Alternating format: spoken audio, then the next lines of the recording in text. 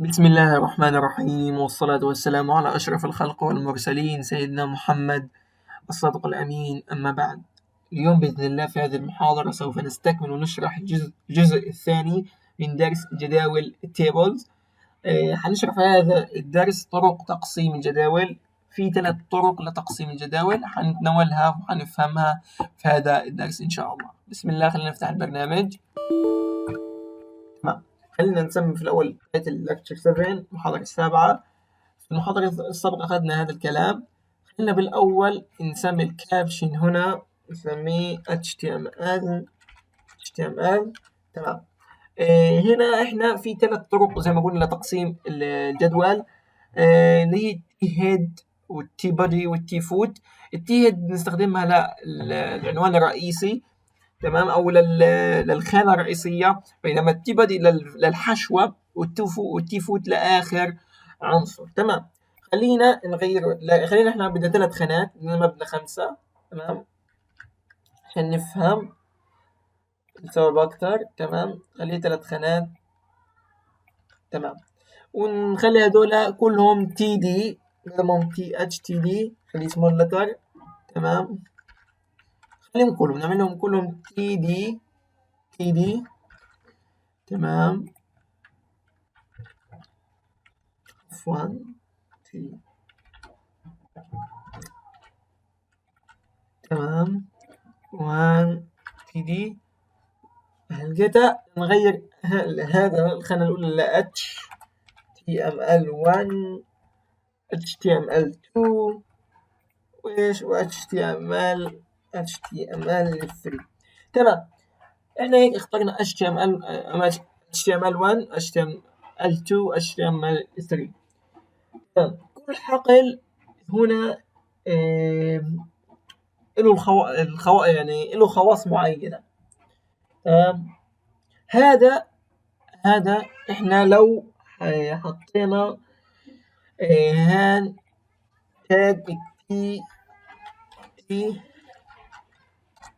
هيد. هاي تي هيد اول اشي، تي هيد زي ما قلنا، وننسخ هذا نحطه في الاخير، كنترول اكس نعمل له طبعا. تمام، لكن التي هيد يكون ايش برضه فوق التي ار، كنترول في، نحط سكيرلا اللي هو التي هيد. تمام، هيك احنا سكرنا التي هيد، هذا الجزء اصبح التي هيد. خلينا نعمل كنترول اس اوبن براوزر. طبعا احنا مش هنلاحظ اشي صار، لكن فعليا هذا التي هيد. احنا هيك في اخر، يعني في المحاضرة، بدل ما بعد ما نتكلم في باقي الحقول ونشرحهم، احنا هنتكلم في هذا الموضوع، هنشرح أكتر. خلينا نغير برضو هنا ل 2000 ومثلا 2008 2009 2010 هان 2012 2012. تمام، هيك احنا عملنا الحقول. خلينا نسميها تي بادي زي ما قلنا، تي بادي لو زي ما لاحظنا تي بادي.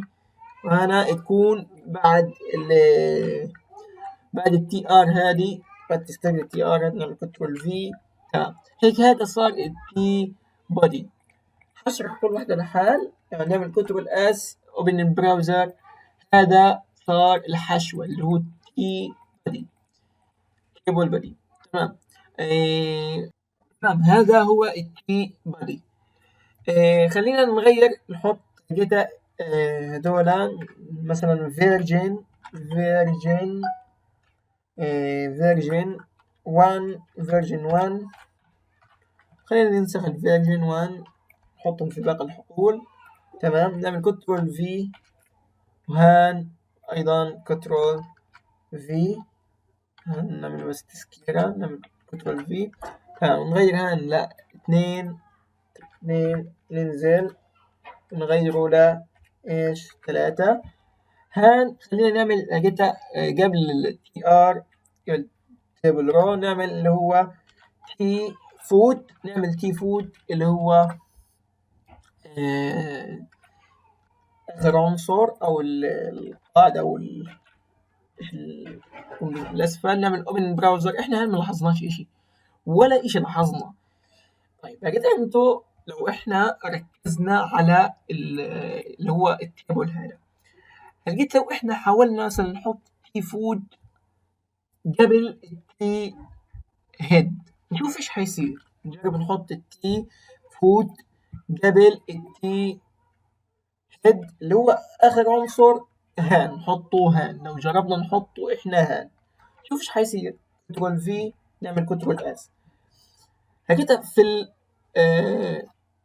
في البراوزر هان لو لاحظنا انه هان HTML1 و HTML2 و HTML3 هدول لا اتهد، وهان قبل ما نعمل تحديث طبعا، وهان تي فوت فيرجن 1 فيرجن 2 فيرجن 3. لو عرفت احنا غيرنا بدلنا مكان التي هيد والتي فوت نشوف ايش حيصير. هل هذا الكلام حيجي فوق وهل هذا الكلام حيجي تحت؟ حنشوف. نعمل تحديث للصفحة أو من هان نعمل كنترول اس اوبن البراوزر. لقينا انه ما تغيرتش لانه هنا ديفولت التي هيد هي اللي في الاعلى، التي بودي هو اللي في الحشوة، والتي فود هو اللي بيكون في الاسفل. تمام. هذه قصة التي هيد والتي والتي بودي والتي فود. تمام. هذه